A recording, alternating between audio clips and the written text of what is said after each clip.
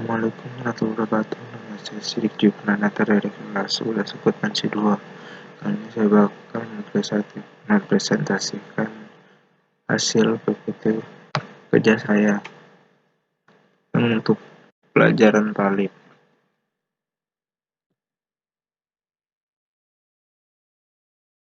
Organisasi sektor publik. Definisi sektor publik.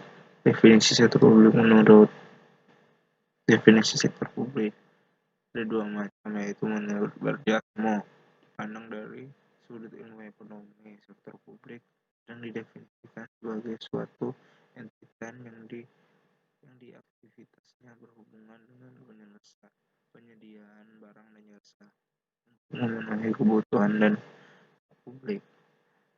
Dan menurut Indra Bastian, sektor publik adalah mekanisme, teknik, analisis akuntansi yang diterapkan pada pengelolaan dana masyarakat di lembaga negara dan departemen di bawahnya pemerintah daerah, BUMN, BUMD, LSM, dan yayasan sosial maupun pada proyek kerjasama sektor publik dan swasta. Persamaan sektor publik dan swasta. Kedua sektor, baik sektor publik maupun sektor swasta, merupakan bangun integral dari sistem ekonomi di suatu negara. Keduanya menggunakan sumber daya yang sama untuk mencapai tujuan organisasi. Keduanya menghadapi masalah yang sama, yaitu masalah kelangkaan sumber daya atau dalam tanda kurung scarcity of resources, sehingga baik sektor publik maupun sektor swasta dituntut untuk menggunakan sumber daya organisasi secara ekonomi, efisien, dan efektif. Ketiga, proses pengendalian manajemen, termasuk manajemen keuangan, pada dasarnya sama di kedua sektor tersebut membutuhkan informasi yang handal, relevan untuk melaksanakan fungsi manajemen atau dalam kurung perencanaan, perorganisasian, dan pengendalian. Yang keempat, pada beberapa hal kedua sektor menghasilkan produk yang sama, seperti sama-sama bergerak di bidang transportasi massal, pendidikan, kesehatan, penyediaan energi, dan sebagainya. Dan yang terakhir, kedua sektor terikat pada peraturan perundang-undang dan ketentuan hukum lain yang disyaratkan. Komponen lingkungan sektor publik. Satu, faktor ekonomi ini meliputi tingkat inflasi, nilai tukar mata uang, pertumbuhan pendapatan per kapita, pertumbuhan ekonomi tenaga kerja, dan infrastruktur.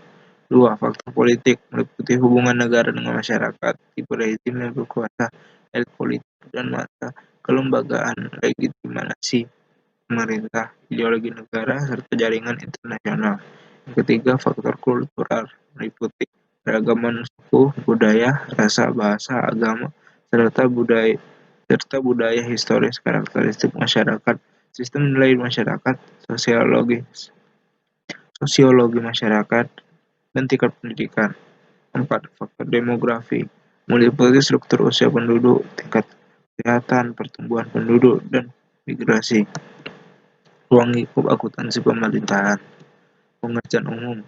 Ilmu pemerintahan mempelajari tentang manajemen atau pengelolaan organisasi publik, diantaranya lembaga legislatif, eksekutif, dan lembaga lainnya yang berfungsi dalam menjalankan fungsi negara yang diatur undang-undang.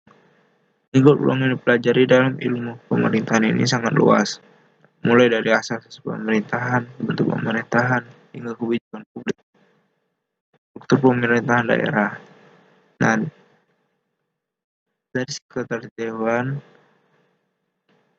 lalu beranjak ke kota atau kabupaten, DPRD, lalu ke bupati, wali kota, wakil bupati atau wakil wali kota, lalu ke sekretaris daerah, dan ke Bapeda. Terakhir dibagi menjadi 4, yaitu lembaga teknis daerah, dinas daerah, akuntansi pemerintahan.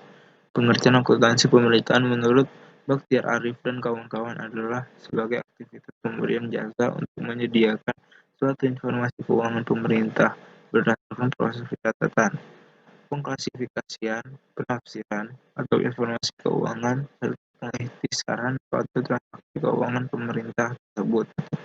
Karakteristik akuntansi pemerintahan tidak memerlukan perencanaan laba rugi, karena keinginan untuk mencari laba tidak inheren di dalam usaha dan kegiatan lembaga pemerintahan. Tidak perlu catatan kepemilikan pribadi, karena lembaga pemerintahan tidak dimiliki secara pribadi. Untuk akuntansi pemerintahan berbeda antara satu negara dengan negara lain, tergantung kepada sistem pemerintahannya. Penyelenggaraan akuntansi pemerintahan tidak bisa dipisahkan dan mekanisme pengurusan keuangan negara serta sistem anggaran negara, karena fungsi akuntansi pemerintahan adalah untuk mencatat, menggolongkan, meringkas, dan melaporkan pelaksanaan anggaran negara. Kebijakan akuntansi. Kebijakan akuntansi adalah prinsip dasar konvensi, peraturan, dan praktik tertentu yang diterapkan entitas dalam penyusunan dan penyajian laporan keuangan. Prinsip akuntansi pemerintah. Basis akuntansi yang digunakan dalam laporan keuangan pemerintah adalah basis akrual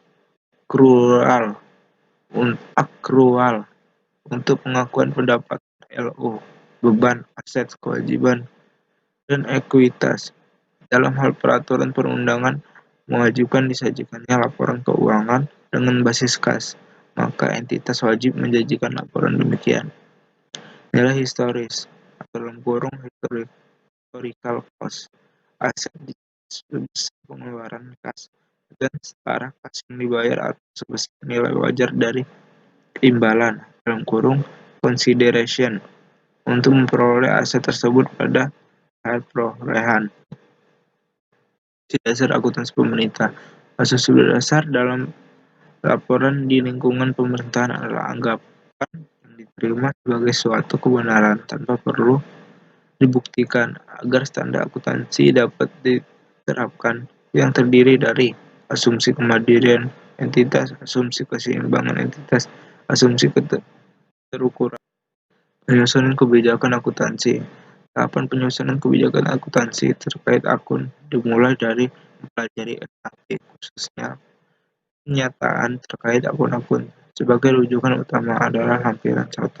Peraturan Pemerintah Nomor 71 Tahun 2010 tentang Standar Akuntansi Pemerintah, khususnya A. PSAP 05 tentang akuntansi persediaan, B. PSAP 06 tentang akuntansi investasi, D. PSAP 07 tentang akuntansi aset tutup, D. PSAP 08 tentang akuntansi konstruksi dalam pengerjaan.